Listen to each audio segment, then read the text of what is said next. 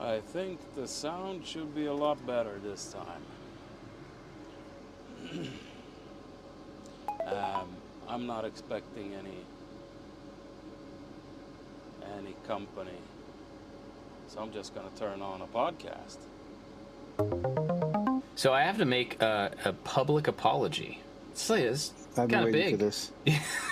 I'm ready. I'm ready to I can't wait for the thumbnail for this. I'm really anxious to hear what Jimmy thinks this is going to be, because he was not here when I mentioned it before. You know. Oh, I know.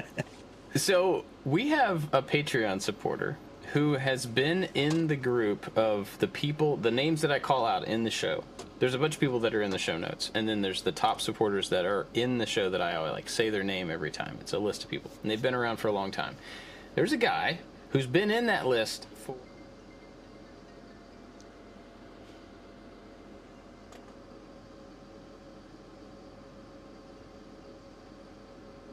It's a list of people, and they've been around for a long time.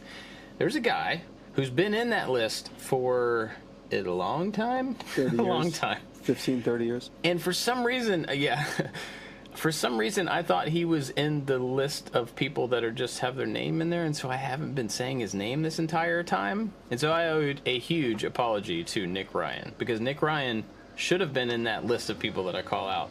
Of course. And he's in the list now, and I'm going to make sure that I call out his name. Oh, Nick was at my very first class that we ever did, and then three or four after that, until we started having a family. Yeah, mad love to Nick. Not only has Nick been supporting us for a long time, but he actually has not called me out for not saying his name, which is equally cool. So thank you, Nick. Thank you, Nick. But I am sorry for that. We also added a new Patreon supporter. So this guy's getting a call out for the first time, like you're supposed to. Matthias Garnow. Garnow. You know Matthias?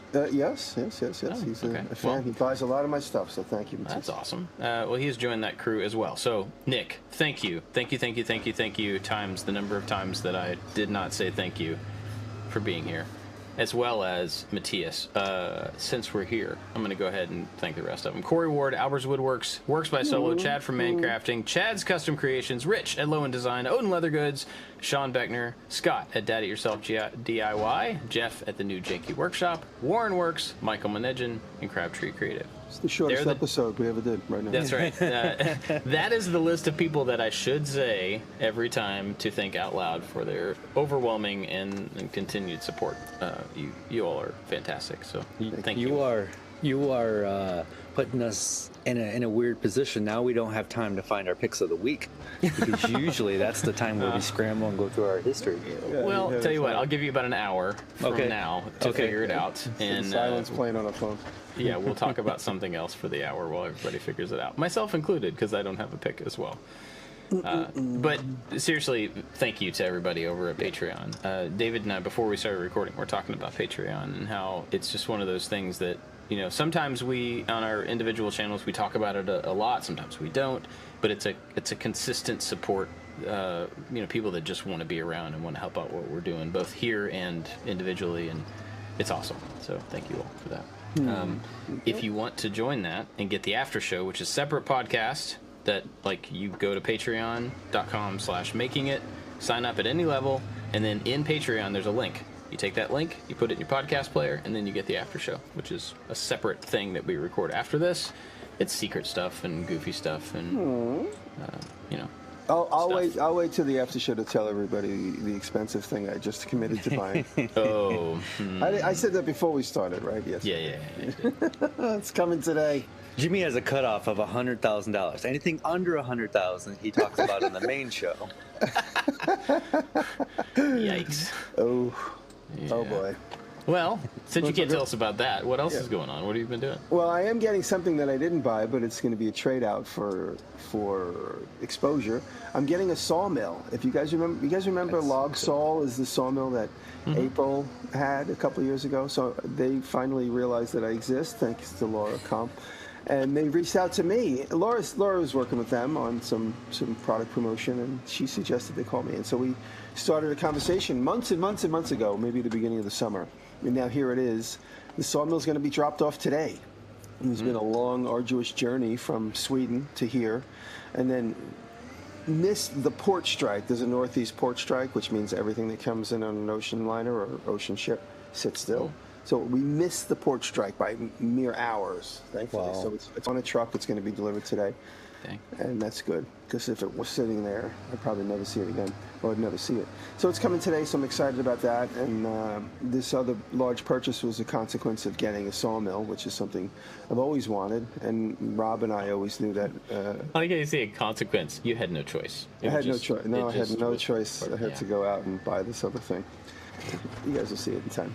And so I'm excited. The sawmill is going to go over at the graveyard house. Has a big giant piece of property and a barn, so it's going to go right beside the barn. So anything we cut will go inside there. And I've been obviously watching some videos on how to use a sawmill, what to do, how to do. It's exciting. And my leather shop, which is the upstairs of the horse barn. I'll say this right now, once and for all time. I'm never going to bring it up again. Oh. I don't care if there's horse poopy smell in the upstairs of my barn. I don't care. There most likely never will be horse poopy smell in my barn, because I'm most likely never going to have a horse in it. But I'm making it as a horse barn so that if I ever sell the property, I can put it in the listing that house includes a horse barn. I don't want to awkwardly say it was going to be a horse barn, but I changed it, but you could change it back. So I'm going to make it a horse barn. There's so many people go, what about the smell? They'll like pull me to the side. They'll be like, you know, horses poop. So if you have the thing upstairs, like what's going to happen? Wait a minute, horses poop? I had this. Everybody says this to me. They're like, I don't really understand how you're going to withstand the smell of horse poop upstairs. So there's never going to be horses in the horse barn. I also think that people who have I don't know, I'm not a horse person or a centaur, either one, but people who have horses, I think, don't really care so much about the smell of having horses, all of the different parts of having horses, because they're kind of used to it, right? Yeah, of course. I mean, yeah. I don't like horse poop smell. I'm going to just say that. but that's why you don't have horses in your house. That is correct. Yes. I mean, that's probably one of the reasons, but yeah. The leather studio is really basically, I would say for now, it's ready to go. And the other day, it was such a pleasure to go up there. And my sewing machines are up there. Most of the supplies are up there. All my doodads tools, the new chest that I made, that's up there with full of 48 drawers. Couches, chairs. I put a bed up there in preparation for. It's like a day bed, but it's a bed. It's have as an extra bedroom in case somebody wants to stay up there. The heat and the plumbing isn't turned on, but going into the winter, we're going to start working on that. It's just such a beautiful, clean space. That's what I'm calling it, my clean space, because all my shops that I have are all dirty and grungy with grinding and sawdust and whatnot. So anytime I had to go use a sewing machine, I tried this routine of covering it up with a tarp. But you know, if you had to cover a sewing machine, it's a pain in the butt because you have the big thing that holds the sewing spools. It's always so. I never got into the habit of cleanly covering my sewing machines. But now they're in a clean room. So the other day I had to whip out something, and I just went, boop, scissors, fabric, no sawdust, no moving ladders, no moving machines. Everything's in its place. Everything's clean. Yes. Two things. One, making a cover for the sewing machine that fits specifically that pointy part and all the weird parts would actually be really cool to see how you did that. Oh, it's project idea. Yeah, interesting. You're welcome. The other one is we've been talking about the upper floor of this thing the whole time, and you've probably told us this, and I just have forgotten. And that sounds like an awesome space, but what are you going to do at the bottom with all the stall areas? What's the plan? Oh, okay, that's a good question. Storage at the moment. I'm going to develop a pottery studio in one of the spaces, a dedicated pottery studio. That's right. Yeah. So I made sure we have a plug, and I have underneath the stairwell. I dedicated the space for the kiln. I made a set of wheels, so I'll pull the kiln out when I need it. If I'm not using it, it'll tuck into under the stairwell. And so first thing off the top of my head is the pottery, but certainly storage. I have a tractor. I'm going to pull a tractor in there. I have an old tractor that needs to be maintenance, and I got to take the engine apart, so I was going to do that. So I have this extra space I was going to dedicate it to a couple of restoration projects, just under the cover of weather. Have you thought about horses? I ordered a horse from Amazon. It's going to be here in a couple of weeks. Yeah. Did you get the non-pooping kind? It's stuck in the port strike. It's like on a... Yeah. No, it's just more storage. My lawnmower, believe it or not, with all the space I have in the lawnmower, it sat outside since I got it new. So now I park it inside. I have a zero-turn lawnmower. I bring it inside, and I have more coverage now. So more of the things that just get eaten by the weather are now under cover. And that's it. There's a lot more to do. There's a lot more plumbing and in-floor heating and all that to sort out. Oh, and the biggest thing, I don't know if I might have mentioned it, that David, the Mexican carpenter, and Kyle from R&R Builders came with LP siding inside of the place. I told you guys, did I say it last week? I don't remember. Yeah. Because they were just finishing up this time last week. And the place just looks amazing. Every time I walk out into the backyard and I round the corner and I see it, I just can't believe that is here. It's almost like a spaceship landed in my yard and it's mine to keep. It's unbelievable. I mean, blood, sweat, and tears, quite literally, to get to where we are right now. And this has been crazy. I mean, the thing represents a lot of weird emotions for me, but I'm happy that it's not sitting there undone. Yeah. It's to some extent, it's closed to the weather. It's completed from the exterior. The interior needs some work. But what a struggle. What a struggle. And when I very first bought this house, I bought the house with an ex-girlfriend, but we soon split, so the house is mine alone for many, many years. And it was one of the visions. I even have a wooden model that represents what I would have wanted in the backyard. But it was it's a post and beam barn that I made a model of, but with a gambrel roof versus a straight-sided roof. So that's the only difference. But it's been a vision 20 years. Last week marks the 20th anniversary since I've owned this house. And in a month, the end of this month marks the 10-year anniversary that we've been doing this podcast. So it just blows my mind. Yeah. Yeah, I closed on this house September 24th, 2004, not even knowing why I bought a house. So a lot of people think I started the YouTube channel, became rich, and bought a house, but I had the house for 10 years. You were rich way born before rich. the YouTube channel. I was so sorry, I was rich way before. No, I bought this house, and it was a very depressed area. The houses up here were, basically, they were giving them away. They pay you to take them so they would get you on the tax roll. Well, the houses up here were very, very cheap when I bought this house.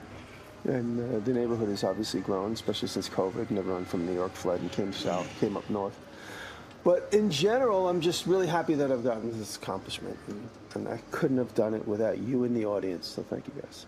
I'm half kidding, but no, I really, my life changed when I got on YouTube and met this community, and I was able to finally save money and just really love what I do. So this is just a consequence of all that. The buildings in the backyard really came together because of this community. Kyle and David built the first building, and Kyle and David helped me button up the second building. So it was really nice for them to be back here for that beautiful moment. I'm going to do a barn update video coming soon. And if what I'm up to, my chest of drawers is doing very well. Finally have a video that's doing well for the first time probably this year, which is nice. So thank you everybody for watching that.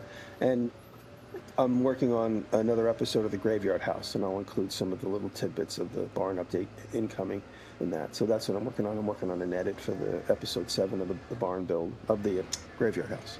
We'll install a floor and get prep the chimney to get some veneer and just more ripping out rot and putting in clean wood. A lot more of that. Nice. That's cool. David, what have you been up to? So this week, the bed video is not out yet. Still waiting on approval from the sponsor, so it could be out anytime. And then this week we started a Goodwill project. We found these plastic storage crates, 2 of them, and I am taking the drawers out of them and then making like a new wooden case. I've done something somewhat similar a couple years ago.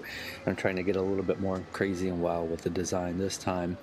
And it's really hard to explain, so I'm not going to go into too many details, but there's 6 plastic drawers that I kept, and then I built 2 different cases, 2 different carcasses, and then those that hold 3 drawers each, and then I'm going to cut each one of those, the completed cases, in a weird angle and then combine the 2. So there's going to be all these crazy, weird, funky shapes, and I think it's coming out really cool. A lot of small, repetitive piecemaking for this, because each little drawer is basically in its own little box, and then 3 boxes were combined, and another 3 boxes were combined, and then now the 6 boxes will get combined in a weird shape. So that is what I'm working on.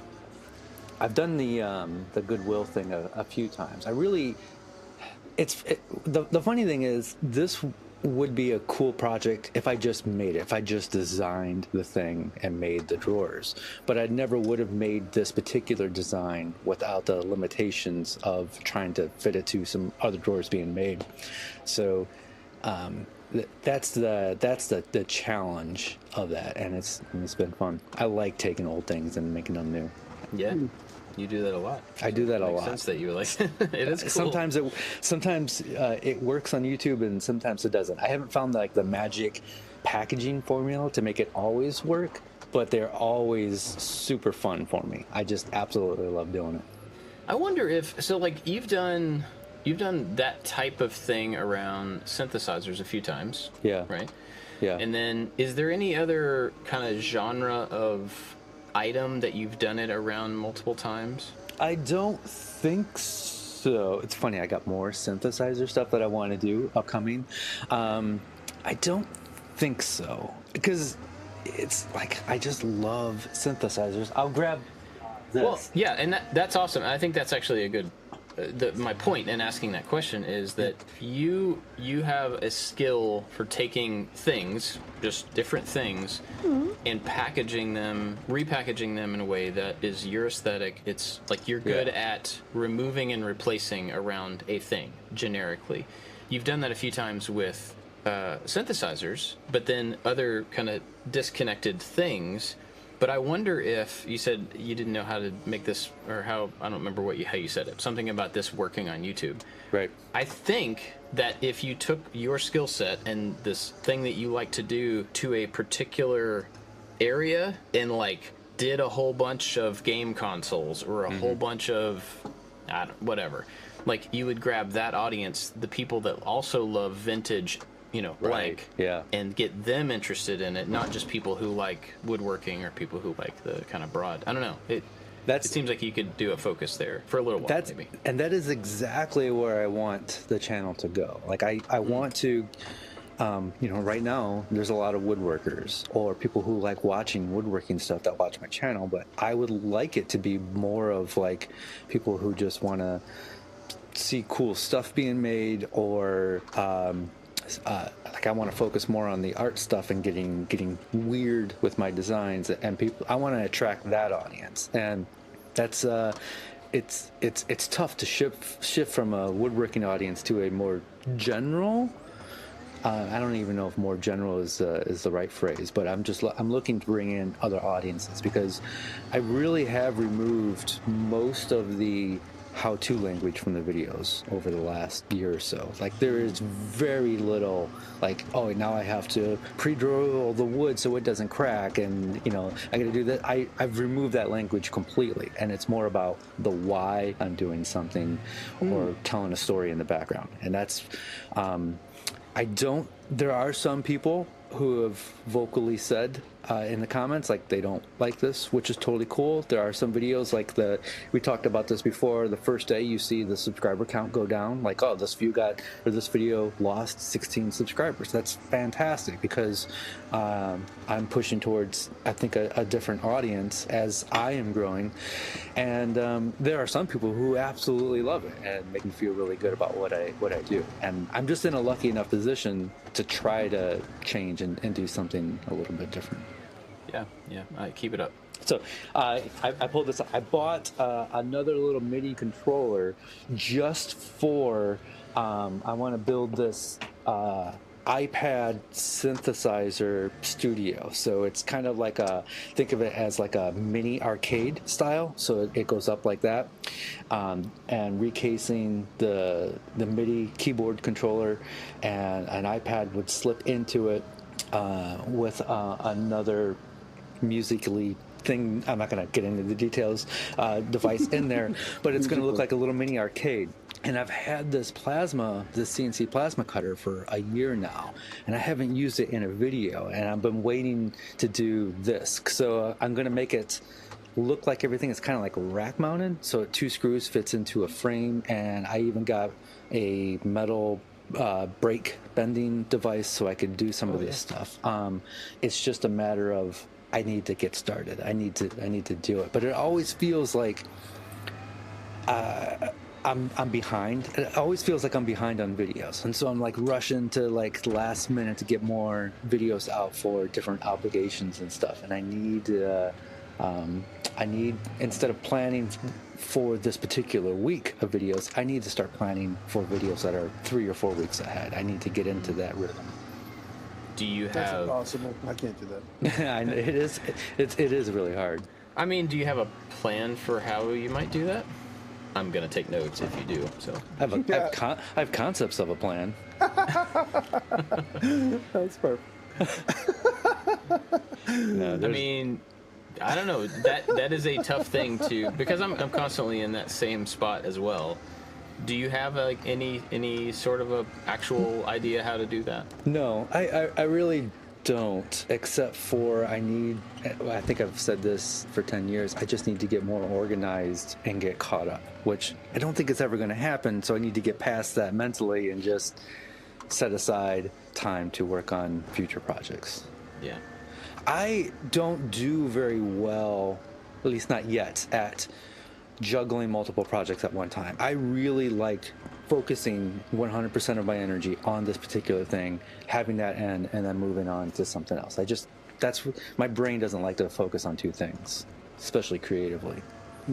Yeah, I think to actually do that in any way that's useful, I can't really mix them. So working on multiple things at the same time doesn't actually mean what it says. It's more like I spread out the work over a few days, but I have to do a little bit on this one and then kind of chop it off, switch gears, and then, it's like segmenting them, not really multitasking them, I think. That's the only way I've been able to make progress. And still, even when I try to do that, I'll do that a little bit, and then, like, for example, I was talking about the pole storage thing and how I dedicated some time to modifying that design. I have not been back to that at all. And then it's something for it to work, for me to actually make progress on it, I have to put a little bit of time into it every couple of days, to keep it up, but I haven't. So when I have that itch for anything, I've talked about this 100 times. Whenever I have an itch and I feel like my book report is getting neglected and the due date is coming, this is how I spent my entire school childhood, ignoring everything until the night before it was due. Every time I get that vibe and that feeling, and I go through my to-do list, and I'm like, oh, I get about that one particular thing, I go and do a little bit of it, so that I get rid of that. If I do a little bit of it, that goes away, and then I'm like, I'm always happier that I've confronted it and dealt with it. The big, for instance, is the edit for this next video. I have 2 hours worth of footage I'm looking at, and everything looks like it needs to be in the video. And last night I just did that at 2 a.m. and I sat here and I edited it for 30 minutes and I got 2 hours down to 40 minutes and I got a vibe and a story going. So I knew if I went to sleep with that on my mind, I'd wake up and I'd be like, yeah. But that's just typical of with a big to-do list.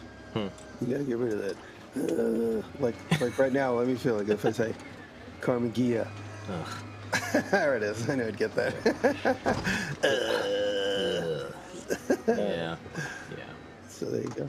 Speaking of Carmen Gia, so I realized. Hang on, I interrupted myself. I'm gonna say two separate things. One, I'm gonna talk about the Carmen Gia, but before that, I realized that if you're listening to this when it comes out, it's the wrong time. We realized that we recorded a show last week, but we forgot to tell Brandon that it was there, so he didn't know to edit it, so it didn't go out. So now we have two shows that are going to be a week off. And so the timing may seem a little bit weird, but mid-October, it'll all be good, so don't worry about it. Yeah. I put out a Carmen Gia video, the one that we've been talking about, this last weekend. You want to take bets on how it did? Anybody? I think I know. Do you? How do you think it did? Because I see your Instagram. No, yeah. Did very poorly, and it's not really surprising, but it's always a little disappointing. The Gia videos just never really do super well, and I think there's several reasons for that. But anyway, the turnover in subscriber that you were talking about, this one dropped. I dropped like you can't see how many total people you lose, I don't think. But anyway, it dropped, and then now it is beginning to climb back up. And it's still in the negative, but it's still whatever. It's in the, under 20 people. It's not a big deal. This is not, I'm not complaining about that. But it was, I do see evidence of the thing that you're talking about. And I'm always reminded every time that, we're switching over people. We're switching over old audience to current audience, which is fine. Because the people that are subscribing through this video liked the video enough to subscribe. But the video, the Gia videos are so much manual, repetitious labor that I usually use them as a way to make a point. So I'll find a topic, something I want to say, and then I'll kind of wrap it into what I'm doing, and so that they try to have like a point to them. I want my content in general to be useful, not just from like a technical standpoint, but to make an impact, get somebody to think about something, whatever. And man, that some people, that like is what they want, and they're like, oh, this is just what I needed. I don't really look at comments anymore, but occasionally I will glance at them. And this one's like, this is really what I needed. Thanks for the reminder. Thanks for the whatever. I love seeing the project. And the other ones are like, maybe you should shut up. Maybe you should not talk so much. Maybe you would get more done if you didn't talk so much. It's a lot of that type of stuff. And then a lot of people, or at least a couple people, said, I think your biggest problem, which is not what I asked for, by the way, the commenters. I think your biggest problem is that you overthink things. And that actually got me thinking, because of course I overthink. Wait, don't overthink when you think. I know. That made me pause for a second, because of course I overthink things. Right. I mean, if you've ever spoken to me or heard me, I overthink things. Like, that's not a new thing. I don't take that as an insult. But it's an interesting thing for a person, of any person, to tell someone else you have a problem because you think too much about something that you care about. And so the thing that kind of stood out to me in that comment was like, man, could you imagine going up to somebody in person and being like, I see that you really care about this thing that you're working on, and you're thinking a lot about it, and you're trying to figure out the best way to do it. You do that too much. Like, I don't know. It seems like a weird thing to point out as some sort of failure, or like, it's not a bad thing. I don't think it's a bad thing to be thoughtful. And I'm not taking offense to this. It just got me thinking about, like, how do I respond to people that are really into something that I'm not necessarily into, or I don't see the value in the trade-off in value for how much they put into something to what they're getting out of it. And I want to make sure that I don't respond to people that way. I think about my kids and the effort that they put into whatever they're working on, the sports they're in, the music they're in, and whether I understand it or not, the amount of effort that they put into something, it like matters to them, and it's relative to how much they care about the thing. I don't know. It was an interesting realization to be like, I need to make sure that I am careful with how I value what other people do to them.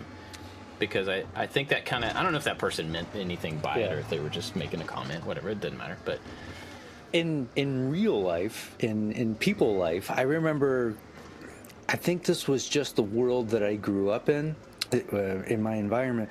But I would find myself saying a negative thing anytime somebody mentioned something like, oh, so-and-so got a new white car. Well, yeah, good luck keeping that thing clean. That's going to show all the dirt. And I would always have this negative reaction of like, well, good luck with that, because, and sometime in my adult life, I realized like, that's not cool, and I think, and now I notice it in other people around me, and I think it's not, a lot of times it's not meant to be a place of negativity. It's just like, that's just how people react to things, and you got to recognize that within yourself and try to change that. And so I think I'm pretty good at not doing the negative thing anymore. Yeah. Or if I do, I'll think about it later, and I'm like, man, why did I say, and I overthink, and that person probably doesn't think anything of it, but I'll overthink the situation. Anytime I go out in public now, I'm like, man, I probably was talking too much, or I didn't talk enough, or I could have said that better. Yeah, there's that thing about being, like, I've always thought of it as a contrarian. Yeah, and there are certain people in my life that just have a contrary view of everything. They find the negative, whether they're a negative person or not, they find the thing that you're talking about, the little, like, some negative association that goes with the thing. And you can just as easily not do that. You can just as easily find the positive, like Jimmy always says, like, what if it all goes right? What is the good thing that is also there in that situation, opposed to the negative thing that is potentially there in that situation? And that's why that's a very frustrating thing for me to be around people like that on a consistent Don't basis. tell anybody your ideas. It goes back to just keep your mouth shut. This thing, I purchased this expensive thing I'll talk about in the after show, and it'll be full public by the time the show comes out anyway. But just to keep the joke going, when I told a couple people, they're like, "Oh, you can't buy that. You gotta buy this. This is that's the worst one ever." Yeah, well, financing, blah. And I said, I'm just gonna one day have it and be like, where'd you get that? Oh, that's good. Yeah. But leading up to it, my friend goes, did you buy yet? Because you got to buy this other brand. I'm going to save you so much money with the salesperson I know. I was like, the one people I can't stand in this world the most are salespeople that sell expensive things. I can't stand them. I can't stand them. And I wrote to brands like Polaris. I'm like, how can I buy a Polaris without talking to a salesman? And it's not possible. You can't get something without having to talk to somebody that judges you from the absolute second you go, can I talk to you about this? How much is this? And then right away they're judging you, they're deciding whether you think you're worthy of even their credit report or their time and energy. And I can't stand it. And there's a whole world of salespeople and their methods. I think the biggest method of all salespeople is to be dismissive and annoying and just immediately dismissive. And it drives me crazy. The minute I walk into any showroom, I go, how many? Take a car. We'll call you later. It just drives me crazy. Just don't share with people, and because if you're on the fence about your thing, only share with people you really, really, really, really have confidence in their opinion, or you're comfortable talking to. Because the minute you ask a salesman or another person or somebody on the lot if it's a car or something like that, you get so many varied opinions, because there are the people like me that will make a snap decision for $75,000 in 8 minutes versus the person that will take 6 months to make that decision. And everything in between will literally lift your needle, throw you off your game, spin you around, confuse you. You have to decide where you are on that scale of, let's just get it, whatever. I'll get it by a bus tomorrow and life could be over. I might as well enjoy the next 24 hours. Versus the next 6 months of deciding, comparing, deciding where the best finance, try and save a fraction of a point. You keep using this car example, but where do you live on that scale, and what are you willing to put up with versus like talking publicly about it and probability of friends and family? I think there's another way to look at it. Like you can to the rest of this podcast. It's Making It with Jimmy DeResta, Bob Claggett, and David Picciuto. It's episode 457. Because now I'm done. So have a good night. I love you all.